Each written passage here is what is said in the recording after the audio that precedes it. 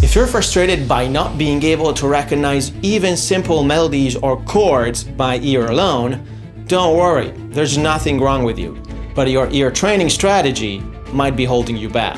In this video, I'll show you the first goal I'd focus on if I were in your shoes. This same goal transformed my ear training from slow, interval-based guesswork to intuitive recognition skills. And I'm not the only one. Hi, if you're new here, I'm Leonardo, creator of the Use Your Ear method, which has helped over 2,000 musicians transform their ear training skills. They love it so much, they've rated it excellent on Trustpilot. In this video, I'm diving straight into the strategy that has consistently enabled hundreds of beginners to transform their ear training skills. However, many common mistakes can prevent this strategy from being effective. Practicing interval ear training or learning songs by ear with a trial and error approach are just two of them. If you haven't yet, hit subscribe and stay until the end where I'll share a tutorial on the common mistakes to avoid.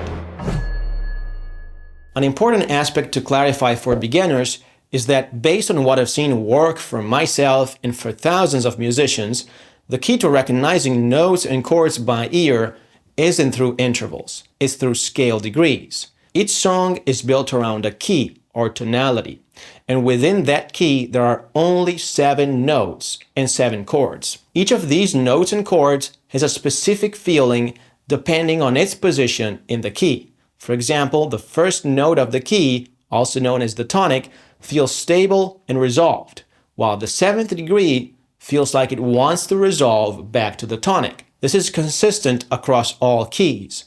The first degree will always feel like home, and the 7th degree will always feel tense, no matter where in the key of C major, G major, B flat major, etc. By internalizing these 7 feelings, you can recognize notes and chords quickly and intuitively just by listening to their feeling. This is what I think should be the main goal of our ear training journey, and it's the secret behind fast results, like this. That being said, in my experience, the first foundational goal for beginners to achieve before they can achieve the bigger goal I've just described is developing a basic mental image of the tonality. Let me unpack what I mean by that. This mental image is essentially the ability to imagine the scale and tune into whatever scale a song is playing in. The scale acts as a musical map, helping you orient yourself so you can easily recognize scale degrees. Without the scale as a mental map, it's difficult to recognize scale degrees because there's no clear structure and we get lost really quickly. But let's unpack this further.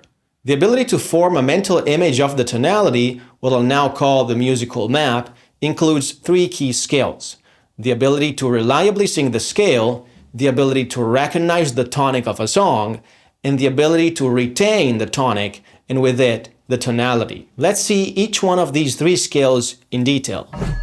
The first essential step many beginners struggle with is learning to sing the scale. Here's how to check if you've mastered this skill.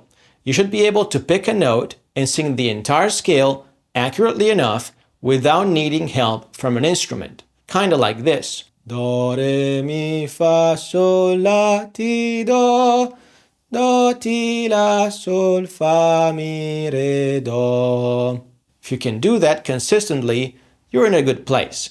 But if you find yourself going off key or singing significantly off pitch, that's a sign that your internal image of the tonality, our musical map, isn't fully formed yet. When we sing the scale correctly, we have an internal expectation of how each note should sound and feel. If you struggle with this, it means you don't yet have a precise expectation of how each note should feel within the scale.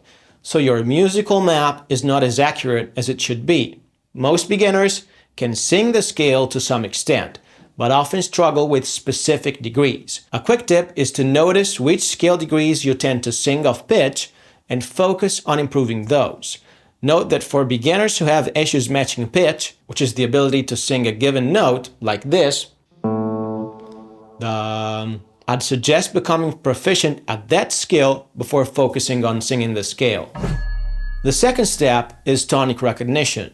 This is the ability to recognize the home note of a song, the tonic, or first degree of the scale, which is the note that provides a sense of total rest and stability. A quick tip to develop this skill is to start with simple songs in a major key, like nursery rhymes. Knowing that the tonic is the note that feels stable, resolved, and complete, try to sing the note that gives you this feeling, or identify the chord that creates this sensation, and then sing its root note. This is a great way to start recognizing the tonic by ear, but be sure to only use your instrument to check if you've sung the tonic correctly.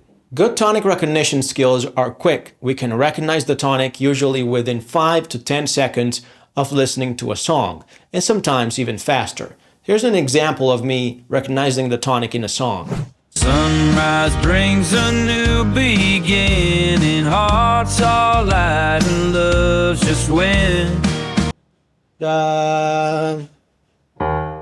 Tonic recognition skills introduce the feeling aspect into your ear training. You're starting to recognize notes, in this case the tonic, by their feel. This is also the first step toward the ability to tune your mental musical map to match the scale of any song. The third essential skill for a strong musical map is tonic retention, which is the ability to keep the tonic and the entire tonality stable in your mind as you transcribe, compose, or improvise music. I see many beginners being able to recognize the tonic at first, but they lose it over time as they work through a song. They might accidentally shift to a different tonality or start perceiving the tonic on a different note. This is a common issue. To develop good tonic retention, you need to be able to subconsciously hold onto the tonic and the tonality while you work with the music. This allows you to stay tuned into the tonality without having to constantly remind yourself of it by playing the tonic or the scale itself. When your musical map is stable, you can recall the tonic whenever needed, at will. So good tonic retention ensures that your musical map remains strong and consistent on a subconscious level. This allows you to confidently focus on other tasks like recognizing notes and chords without getting lost. The ability to create a stable mental musical map that matches the scale of the song you're working on is the first essential step in playing by ear, recognizing notes and chords by their scale degrees, and so on. Like any other skill, you will start by being slow at recognizing scale degrees. But over time, this will get faster and faster until it becomes intuitive and effortless. A common mistake that gets beginners stuck in frustration is believing that recognizing intervals can become as intuitive as recognizing scale degrees. I got stuck for 10 years practicing intervals without any improvement, and countless musicians I've helped went through the same experience. This is just one of the 6 ear training mistakes that hold most musicians back. If you want to learn more about them, check out this video. Alternatively, if you want to see the process that helped me and thousands of other musicians learn to recognize chords by ear alone, head over to this other video.